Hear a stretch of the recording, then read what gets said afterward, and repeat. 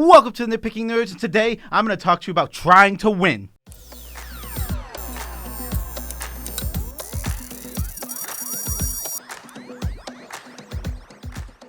I'm your host, Joe Cherries, and this is a little awkward because I do not have a co-host today. It is just Joe Cherries coming at you today. Before I get into the video, I got to do all the shout-outs. First, we have a TCG Player affiliate link where you can go buy the cards you were going to buy anyway. And guess what? You're supporting the channel you love. Secondly, we got Dragon Shields. They have the best sleeves in the multiverse. Good sleeves. You go there, you buy those sleeves, and as long as you started with our link, you're supporting the Nitpicking Nerds. And lastly, go to Maraschiello.com. Go build some awesome decks in there, but make sure to follow us while you're there using this link so that we can become the most followed account on all of Maraschiello.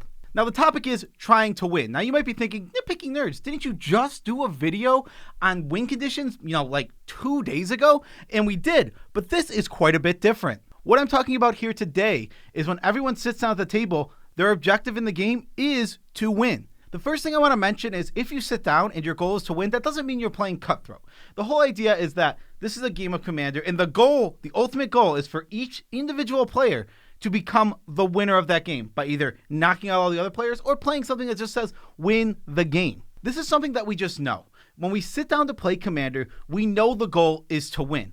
But when you choose to do something wacky like, not win or try and kill yourself and all these other things, it alters the game completely. Now you have 3 players trying to win and 1 player just trying to kill themselves, and that completely throws the game into this wonky state. Now it's a 3-player game with a 4th player who's just doing something on their own.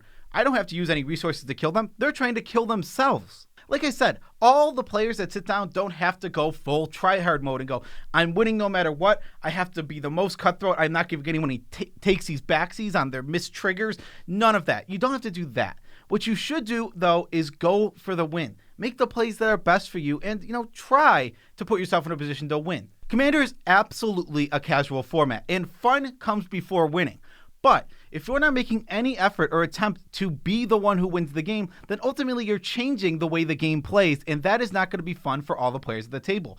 I personally have a thing where I just don't like playing against group hug decks. They're designed to just give out resources and not win the game. Now, there is a difference. If a player comes to the table with group hug cards and they are still trying to win the game, that's completely different. I have no problem with anybody coming to a table with any cards. I do have a problem with the player altering the contract that we're sitting down and playing with. When I sit down and play Commander, my expectation is each of the 4 players will be trying to win this game. And if one of the players is playing group hug and has no win condition in their deck, they're playing a completely different game than I was expecting, and it definitely alters my experience. Another thing worth mentioning for sure is that if all the players at the table know that one of the players isn't going to try and win before the game, then that's 100% fine. That's a rule 0 thing. If nobody cares that they're playing group hug and everyone understands they're playing group hug and everyone is fine with it, that is 100% okay.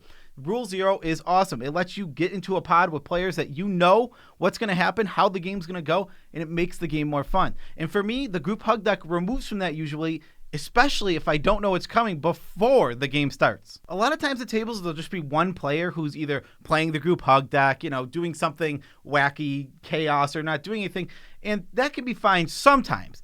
But if you do that, if you sit down at the table and you have one group hug player, a chaos player, and then a guy who's just trying to self-mill himself until he dies, it's not going to be very fun for you because how are you not going to win that game? You're the only player who actively has a game plan going toward winning that game. Obviously, fun is 110% subjective. I am just some idiot sitting in front of this camera, talking to you right now, telling you my opinion. If you love chaos and group hug and you want to see them at your table, that is 100% fine. I'm not just right because I'm saying it in front of a camera. No. You can enjoy it and I can hate it, and that is completely fine. But this does bring me to my very last thing that I wanted to discuss, and that is a very specific card. It's Divine Intervention. If you don't know, this is an 8-mana enchantment, enters with 2 divinity counters or something stupid like that, and once the final one is removed, the game's a draw. This card doesn't win the game. This card does nothing to even put you close to winning the game. It is an 8-mana enchantment that can only ever draw the game. I think that this is the least fun card in the whole entire Commander format, and I mean that 110%. I would rather play against stacks pieces than play against this piece of crap card that does nothing to push toward winning the game. When you play a deck that's goal is to draw the game, you've altered the game completely. You're not even playing to win. You're just playing to draw the game. And then I have to try and stop you from drawing the game because I want to win the game. And that's just annoying and frustrating because you're not even trying to win. I could probably rant about divine intervention for the next half an hour, but instead of doing that, I'm going to say I just think it's super important that every player, when they sit down, tries to win the game. Whether the deck is super janky, CEDH, very focused, a combo heavy deck, a combat focused deck, it doesn't matter. As long as you're trying to use whatever deck you brought to the table, anywhere from a 1 to a 10 power level, and you're absolutely trying to win with it when you sit down. I do want to say this, you can still make fun plays, you can still do silly things, and it still be a fun game. The other day, like just for an example of a silly play, I played out a Mana Crypt when I was at 3 life for no reason.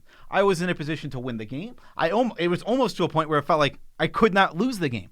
But I put Mana Crypt out there to put myself in risk to add tension and make the game more fun. Now, obviously, that is a play that was not 100% going toward helping me win the game. But I did it anyway because I thought it was fun. This isn't about being cutthroat. This is just about trying to play the game of Commander so that everybody has the most fun. And I think when you go for the win, everyone has a little bit more fun. But that is the video, and there's no Beezy here, so I have to do all the shots for myself. Special shout-outs to all of our patrons. You're on one side of me or the other. I don't know which side I put you on, but love you guys all as much as I can without making you uncomfortable. Beezy loves you guys too, and he will be back soon enough, and we can't wait to have him back, honestly, because it is a lot different doing a solo video compared to having someone to bounce back and forth with. Make sure to check out our affiliate links, tcgplayer.com. Go there, buy all the Magic cards you were going to buy anyway. But guess what? The Nitpicking Nerds get a kickback as long as you started with our link. Also, dragonshield.com. Best sleeves in the multiverse. Good sleeves. Go there, buy those sleeves, and guess what? You're supporting the channel. Thank you guys so much for doing that. We appreciate it. And last but not least, follow us on Maraschiello. It's the best way to build decks. No joke, and we're looking to become the top followed account. We're number 3 right now, so we're only 2 spots away from being the most followed account on all of Maraschiello, so help us get there. So last but not least, a tidbit about my life. Something super interesting is that we're becoming market influencers, whether we want to or not.